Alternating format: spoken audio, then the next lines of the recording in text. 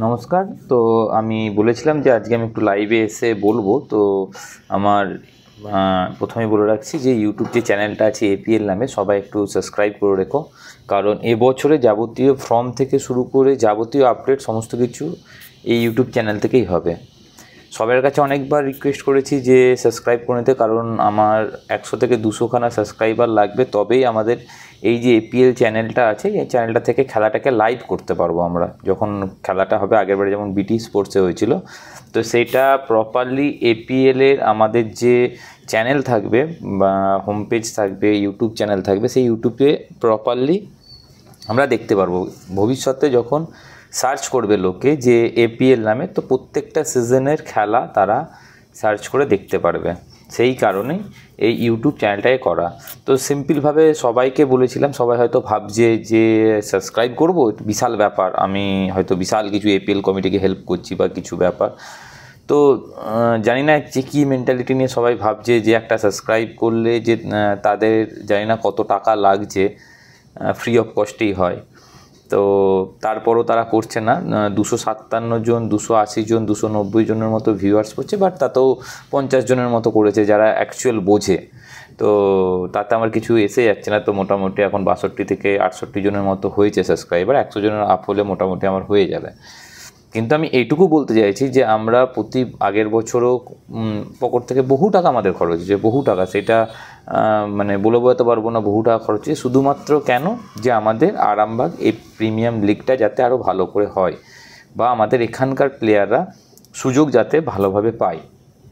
তো আমরা আমাদের হয়তো জানি না, অঙ্কনদা, আমার বা আজার আলী, মিঠুন, রমজানদা, যারা যারা কমিটিতে আছে সবাই, সায়নদা, যারা যারা আছে আর কি, এ টু জেড সবাই যারা কমিটিতে আছে, তাদের মনে হয় না যে টাকা হয়তো বিশাল কিছু হয়ে গেছে যে ফালতু ফালতু টাকা নষ্ট করবে।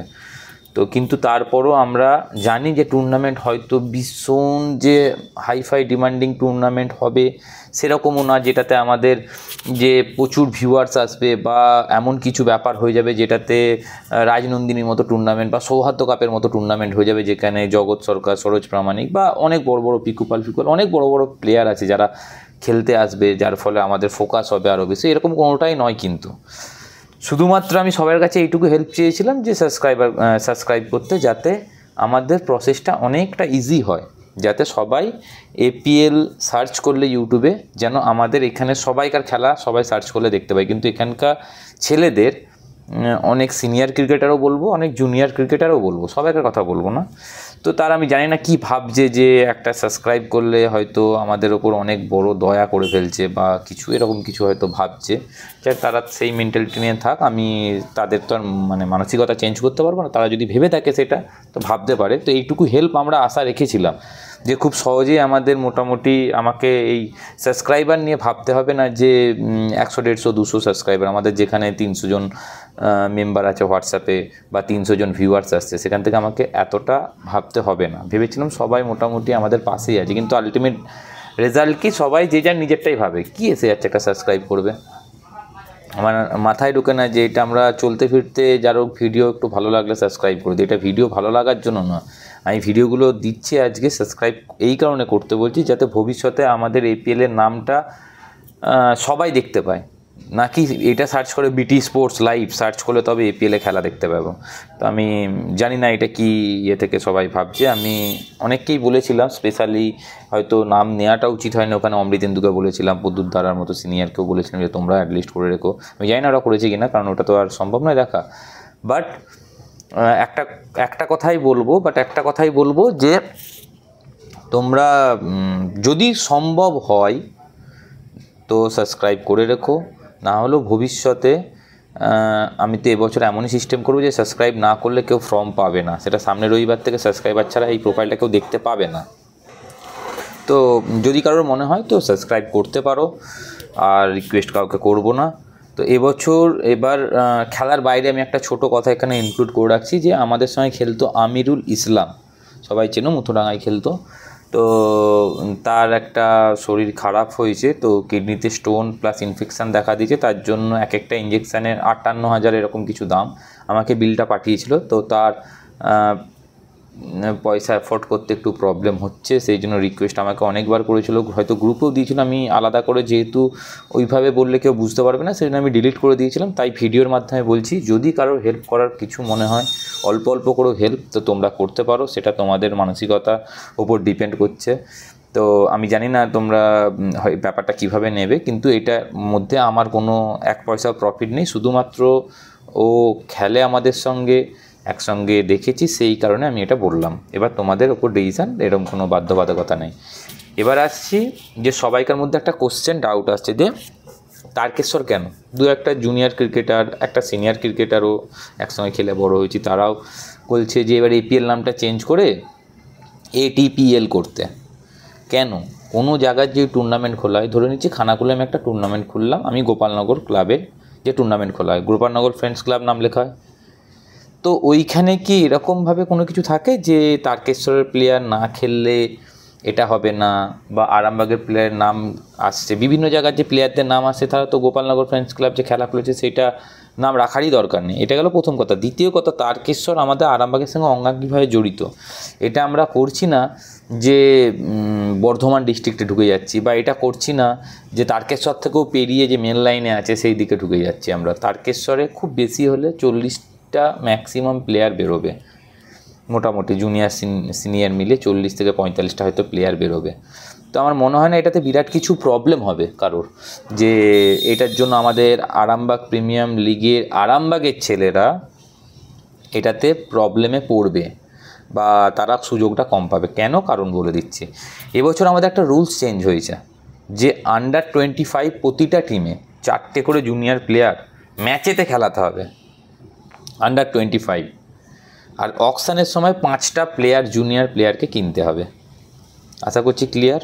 যে 25 বছরের নিচে যাদের বয়স, মানে 2000 সালের উপরে যাদের বয়স, মানে 2001, 2002, 2003 সেরকম টাইপের প্লেয়ার, 5টা প্লেয়ারকে অকশানে কিনতেই হবে, মাস্ট। হয়তো তাদের অকশানটাও আগে হতে পারে বা পরেটা আমি এখন বলতে পারছি না, বাট তাদেরকে কিনতেই হবে। আর সিনিয়র ক্রিকেটার যে যত খুশি কিনতে পারে, কিন্তু ম্যাচে একমাত্র খেলাতে পারবে সিনিয়র ক্রিকেটার 7টা, কারণ 4টে জুনিয়র ক্রিকেটারকে খেলাতে হবে। সিনিয়র ক্রিকেটার এই অর্থে যে 25 বছরের ঊর্ধ্বে বয়স, আমি পারফরমেন্সের ভিত্তিতে বলছি না, বা এতদিন ধরে ক্রিকেট খেলছে সেই ভিত্তিতে বলছি না। আশা করছি তাতে ক্লিয়ার। তাহলে 15টা টিমে 60টা জুনিয়র ক্রিকেটার আন্ডার 25 তারা সুযোগ পাচ্ছে। আশা করছি সেটা নতুন প্লেয়ারদের তোলার জন্য এনাফ। 60টা নতুন প্লেয়ার ভালো, মোটামুটি যারা একটা প্ল্যাটফর্ম পেলে যাদের মধ্যে ট্যালেন্ট আছে এগাতে পারবে, সেটার জন্য যথেষ্ট 60টা প্লেয়ার। আর থাকছে যে তারকেশ্বরকে খেলালে কি প্রভাব পড়বে বা কি পড়বে না, সেটা আমি একটু ক্লিয়ার করে দিচ্ছি। তারকেশ্বরে যদি আমি ধরে নিচ্ছি 50টা ম্যাক্স টু ম্যাক্স প্লেয়ার ধরছি, 50টা প্লেয়ারই অকশানে সোল্ড হবে না, সবাই কিনবে না। কারণ আমাদের আরামবাগেও যদি আগের বেলা 350 জন ফর্ম ফিল আপ করেছে, 350 জন সোল্ড হয় না, সম্ভবও না। তো সেই অর্থে বলছি, ওখান থেকে যদি খুব বেশি হলে 20 থেকে 25টা প্লেয়ার সোল্ড হয়, তার মধ্যে 3খানা টিম বাড়ছে, 39টা প্লেয়ার আরও বেড়ে যাচ্ছে। 39টা প্লেয়ারের মধ্যে যদি 20 থেকে 25টা প্লেয়ার তারকেশ্বর থেকে সোল্ড হয়, তারপরও আমাদের এখান থেকে কিন্তু 14 থেকে 15টা প্লেয়ার আবার আগের বারের থেকেও বেশি পরিমাণে কিন্তু টিমের মধ্যে ঢুকছে। তাহলে এখানে আমার মনে হয় না যে বিরাট কিছু প্রবলেম দেখা দেবে। এবার কেন তারকেশ্বরকে অ্যাড করা? এক, তারকেশ্বর আমাদের এই জোনে এমন কোনো টুর্নামেন্ট নেই তারকেশ্বরের প্লেয়াররা আমাদের সঙ্গে টিমে থেকে খেলে নে।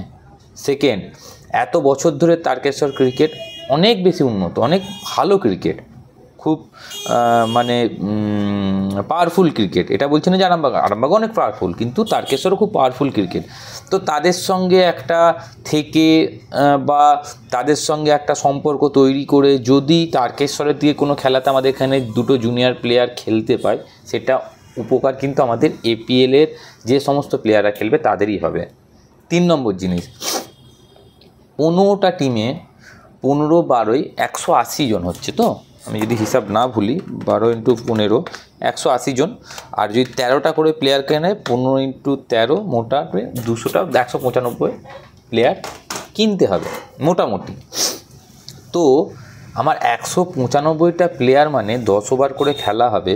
আগের বছর আমি দেখেছি ম্যাক্সিমাম টিমে 2টোর বেশি বোলার নেই, যা হোক করে চালানোর বোলার ছিল।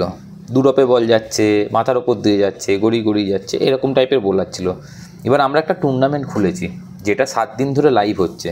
সেই টুর্নামেন্টটাতে ন্যূনতম তো একটা পজিশান আনতে হবে যাতে লোককে দেখে মানে খেলাটাকে উপভোগ করে। আমি এবছর 15খানা টিম বাড়িয়ে দিলাম, মানে 3খানা টিম বাড়িয়ে দিলাম। বাড়িয়ে দিয়ে কী হলো, আমার প্লেয়ার কিন্তু আগের বছরের মতনই প্লেয়ার রইলো। আগের বছর ম্যাক্সিমাম আরও 10 থেকে 15টা, ম্যাক্সিমাম 20খানা প্লেয়ার যারা মোটামুটি টুর্নামেন্টের জন্য মোটামুটি তৈরি হয়েছে, মোটামুটি সেরকম প্লেয়ার হয়তো সুযোগ থেকে বঞ্চিত হয়েছে। সেই প্লেয়ারগুলো থাকলেও আগের বছর যেইভাবে টিম তৈরি হয়েছিল আমার মনে হয় না আরেকটু বেটার হতে পারতো, বা আরেকটু বেটার বোলার আমাদের এখান থেকে এক্সপেকটেশন অনেক হাই ছিল, থাকা উচিত ছিল, কিন্তু ছিল না। তো এইটা একটা প্রবলেম। তো সেই জায়গা থেকে ক্রিকেটটাকেও উন্নত করার জন্য আমাদেরকে এই স্টেপটা নিতে হয়েছে। আশা করছি সবার কাছে ক্লিয়ার করতে পেরেছি যে সবাই অনেকে অনেক কিছু বলছে যে নাম চেঞ্জ হবে, এই চেঞ্জ হবে। ভাই এত তোদের ভেবে লাভ নেই, সেটা আমাদের ওপর ছেড়ে দেয়। বা সিনিয়র ক্রিকেটার বলছি দাদা তোমাদের এত কিছু ভেবে লাভ নেই, তোমরা মোটিভেট করো যে একটা টুর্নামেন্ট আমরা অর্গানাইজ করছি যেটা হাইলি বাজেটেড টুর্নামেন্ট। এটা একদিনের টুর্নামেন্ট নয় যে একদিন খেলা হলো 8টা টিম এলো, বা দুদিন খেলা হলো 8টা টিম এলো, ঝামেলা মিটে গেল। বা লং টাইমের টুর্নামেন্ট নয় যে মাসে একটা করে টুর্নামেন্টের ডেট পড়ে বা 20 ওভার করে খেলা হবে, যেখানে খরচ খুব লিমিটেড। কিন্তু এইখানে আনলিমিটেড খরচ, এখানে লাইভের খরচ আছে, আম্পায়ারিং খরচ আছে, এবারে 2 দিন আরও এক্সট্রা বাড়ছে।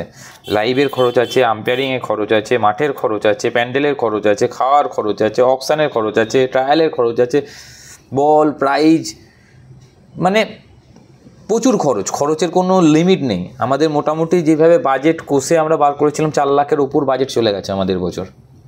তো সেই লেভেলের টুর্নামেন্ট হচ্ছে।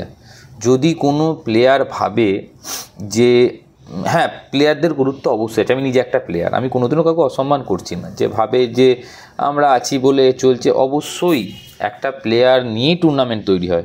তেমনি একটা প্লেয়ারকেও মনে রাখা উচিত যে টুর্নামেন্টের কর্তৃপক্ষকে কতটা সম্মান দিয়ে বলা উচিত, বা তাদের এগেনস্টে যে কোনো কিছু কথা বলবার আগে ভাবা উচিত যে সে টুর্নামেন্টের জন্য কি দিয়েছে, সে টুর্নামেন্টের জন্য টুর্নামেন্টের কর্তৃপক্ষর কী হেল্প করেছে। টাকা দিয়ে বলছি না আমি, কী হেল্প করেছে। ন্যূনতম আমার 250-300টা প্লেয়ার আছে, 50 জনও সাবস্ক্রাইব করে না, তারা এইটুকু হেল্প করতে পারছে না। তারা আমাকে শেখাতে আসছে যে তারকেশ্বরকে নেওয়া উচিত কি উচিত নয়, টুর্নামেন্টের নাম চেঞ্জ করা উচিত। এত তাদের ভেবে লাভ নেই। সেটা ভাববার জন্য আমাদের অনেক বছর পুরাতন এক্সপিরিয়েন্স প্লেয়ার বা দাদা, টোটনদা, মিঠুন, অঙ্কনদা, রমজানদা, সবাই আছি আমরা যে যার এক্সপিরিয়েন্সড, আমরা মিনিমাম একজন 17, 18, 20 বছর, 22 বছর ধরে ক্রিকেটের জগতের সঙ্গে যুক্ত আছি। তা আমাদের ওপর এটুকু বিশ্বাস রাখা উচিত যে আমরা এতগুলো টাকা খরচ করে সবাইকার জন্য ভাবছি, শুধুমাত্র আমাদের নিজেদের কী প্রফিট আছে, কী প্রফিট হতে পারে আমাদের, একটু নামটাই হবে যে আমরা এপিএল খুলেছি, ব্যাস। 4 বছর পর যদি এপিএলটা না খুলি তো কী হবে, আমাদেরকে লোকে আর কেউ মনে রাখবে? কিন্তু একটা প্লেয়ার যদি তৈরি হয় সে কিন্তু জগৎ সরকারের মতো পর্যায়ে যেতে পারবে। তো আলটিমেট লাভটা কার সব থেকে বেশি? প্লেয়ারদের। তো সেই জায়গাটা বোঝা উচিত যে একটা প্লেয়ার হিসাবে একটা ন্যূনতম দায়িত্ব কর্তব্য বোধ থাকা উচিত। কাউকে কোশ্চেন করবার আগে ভাবা উচিত যে তাকে আমি কী কোশ্চেন করছি। এটা নয় যে মুখে দুম করে আসবে, বা সোশ্যাল মিডিয়া বা হোয়াটসঅ্যাপ গ্রুপের খোলা আছে বলে দুম করে আমি একটা কিছু বলে দেবো কাউকে, কোনো কিছু ভেবে না বুঝে। এটা ঠিক নয়। এটা জাস্ট প্লেয়ার সুলভ মানসিকতাও নয়। আর ব্যাস এইটুকু বলবার জন্য আসলাম। আর আমাদের এবছর এটা কেউ ভেবো না যে এবছর তারকেশ্বর ঢুকছে মানে আমাদের আরামবাগ সাব ডিভিশনের প্লেয়ারদের বঞ্চিত হবে। আরামবাগ সাব ডিভিশনের প্লেয়ার বঞ্চিত হতে পারে না। এপিএল তৈরি হয়েছে আরামবাগের জন্য। তো আরামবাগের মধ্যে অনেকটা ধরা যেতে পারে তারকেশ্বর আছে, কারণ আমাদের দিকে এমন কোনো টুর্নামেন্ট নেই যেখানে তারকেশ্বরের সব প্লেয়াররা আমাদের এইদিকে খেলতে আসছে না, বা আমরা ওইদিকে যাই না, বা একসঙ্গে খাই না, বা একসঙ্গে বসি না, বা সারা বছর আমাদের কন্ট্যাক্ট থাকে না। হ্যাঁ, এটাও ঠিক, বর্ধমানও আমার সঙ্গে কন্ট্যাক্ট থাকে, 24 ঘন্টা কন্ট্যাক্ট থাকে বর্ধমান। তাহলে তো বর্ধমান আমি অ্যালাউ করে দিতে পারতাম, বা আমরা পারতাম, কিন্তু আমরা সেটা করিনি। কারণ তারকেশ্বরটা একদম পাশের, একদম কাছের, কোনো উপায় না। আগের বছর খুব খারাপ লেগেছে, অনেকে দুঃখ প্রকাশ করেছে। ওখানে জুনিয়র ক্রিকেটাররা বলেছে দাদা আমরা কি তাহলে প্লেয়ার নয়? এবার তোমরা ভেবে দেখো যে জুনিয়র একটা ক্রিকেটার যদি বলে দাদা আমরা প্লেয়ার না, আমাদেরকেও একটা এরকম প্ল্যাটফর্ম চাই, তোমরা সবাইকে নিচ্ছ, আমাদেরকে কেন নেবে না? এই পরিপ্রেক্ষিতে কি উত্তর দেওয়া যেতে পারে? যে শুধুমাত্র এপিএল, আরামবাগ প্রিমিয়ার লিগ বলে তোমরা চান্স পাবে না, অথচ 24 ঘন্টা আমাদের সঙ্গে থাকছে, 24 ঘন্টা আমাদের সঙ্গে খাচ্ছে, 24 ঘন্টা আমাদের সঙ্গে খেলছে। এই জায়গাগুলো কিছু কেমন জিনিস ভাবতে হয়, ভেবে চিন্তে তারপরে করতে হয়। তো সেই জায়গা থেকে বলবো যে জুনিয়র ক্রিকেটারদের জন্য এবছর আরও বেশি সুযোগ থাকবে, কারণ 75টা জুনিয়র ক্রিকেটার কেনা হবেই, 5টা করে, আর 4টে করে ম্যাচে নামাতেই হবে মাস্ট। সে 5টাও নামাতে পারে, তার পার্সোনাল ব্যাপার, কিন্তু 4টে মিনিমাম নামাতে হবে। তাহলে 75টা জুনিয়র ক্রিকেটার সুযোগ পাচ্ছে, মানে এটা হিউজ। এই রুলসটা তখনই চেঞ্জ হতে পারে যদি দেখি যে আমাদের 75টা জুনিয়র ক্রিকেটারই ফর্ম ফিল আপ করে না, তখন আমাদেরকে চেঞ্জ হতে হবে, তখন কিছু করার নেই। সেটা টোটালি ডিপেন্ড করছে ফর্ম ফিল আপের ওপর, কতটা মানে কতগুলো প্লেয়ার করেছে, কতগুলো প্লেয়ার করছে না তার ওপর। আর বারবার ধরে বলছি, আমাদের খেলা হবে 10ই নভেম্বর থেকে শুরু হবে। এবছর খেলা আমাদের মানে সমস্ত খেলা হবে গোপালনগর মাঠ খানাকুলে, সামনের বছর পুরসুরার দিকে হবে। প্রতি বছর বিভিন্ন জায়গায় খেলা হতে থাকবে। তো এবছর টোটালি দায়িত্ব আমাদের দিয়ে, খানাকুল যেহেতু আমার বাড়ি, তো আমার ওপরই পড়েছে ম্যাক্সিমাম দায়িত্ব। সবাই তো থাকবেই সঙ্গে, তাও একটু বেশি দায়িত্ব হয়তো আমার ওপর থাকবে এবছর। তো এবছর সামনের বছর কিছু কেমন একটু প্রবলেম হয়েছিল প্রাইজের, আমরা চেষ্টা করেছি যতটা, কারণ আমরা প্রিপেয়ার্ড ছিলাম না যে কতটা পরিমাণে টাকা খরচ হতে পারে বা কীরকম কী হতে পারে। তো অনেক চাপ ছিল সামনের বছর। এবছর আমরা ওই জন্য অনেক আগে থেকে প্রিপারেশান নেওয়া শুরু করেছি, অনেক আগে থেকে আমরা জিনিসগুলো ভেঙে কীভাবে করা যায় বা কীভাবে এগানো যায় সেটার চেষ্টা করা হচ্ছে। তো আরেকটা জিনিস, এবছর ফর্ম ফিল আপের আমাদের রেট 150 টাকা করে। আগের বছর 100 টাকা দিয়ে আমরা যেহেতু প্রথম বছর খুলেছিলাম, তো এবছর 150 টাকা, কারণ অনেক খরচা বেড়েছে সামনের বছরের থেকে এবছর। তো 150 টাকা করে ফর্ম ফিল আপ তোমাদের। তো অনেক ছেলেও বেশি সুযোগ পাবে, 15টা টিমও করা হয়েছে। উইনিং, রানার্স, প্রাইজ মানি কী হবে না হবে এগুলো সব পরে বলবো, এগুলো নেক্সট আপডেটে আসবে। বাট আজকে আমার মনে হয়েছিল যে ক্লিয়ার করা দরকার। আর যদি পসিবল হয় সবাইকার, আমার কথার মধ্যে যদি কিছু ভুল লেগে থাকে তো কেউ কিছু মাইন্ড করো না, জাস্ট আমি ইমোশান হয়ে বলতে পারো, বা অনেকটাই আশা রেখেছিলাম আমাদের গ্রুপে, সেখান থেকে একটু হতাশা হওয়ার জন্য হয়তো এই কথাগুলো বললাম। যদি পসিবল হয়, মনে হয়, তো সাবস্ক্রাইব করে দিও এপিএল চ্যানেলটা। সবাইকে নিয়ে এপিএল, আমি একা বা অঙ্কনদা একা বা আমাদের কমিটি একা নিয়ে এপিএল নয়, সবাইকে নিয়ে। তো একটু হেল্প করো, থ্যাংক ইউ। পরের ভিডিওতে আমি আবার নেক্সট আপডেট দেবো।